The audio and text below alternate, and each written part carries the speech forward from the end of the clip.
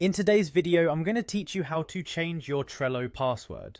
Changing your password regularly is an important step in keeping your account secure, so let's walk through this process together. First, you'll want to open your web browser and head over to Trello.com. Once you're there, locate the login button, typically found at the upper right corner of the Trello homepage. Clicking on this will take you to the login screen where you can enter your credentials. Here you're provided with multiple options. You can either log in with your email and password or opt to sign in using your Google account.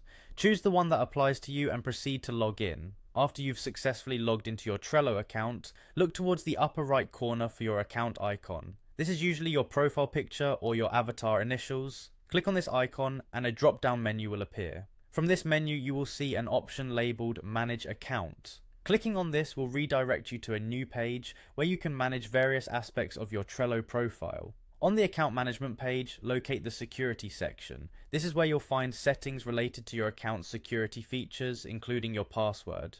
Clicking on security will prompt you to enter your current password. This step is crucial for confirming your identity and ensuring that only you can make changes to your account's security settings. Once you've entered your current password, the next step is to type in your new password. When choosing a new password, try to make it both strong and memorable. A strong password typically includes a combination of upper and lowercase letters, numbers, and special characters. This helps ensure that your account remains secure against unauthorized access. After you've carefully entered your new password, make sure to review it for any typos or mistakes. Ensuring that it is typed correctly will save you from potential frustration when logging in next time. Now, the final step in this process is clicking on Save Changes. This is an important step because it confirms your new password and prompts Trello to update your account settings. And there you have it, folks. Congratulations, you've successfully changed your Trello password.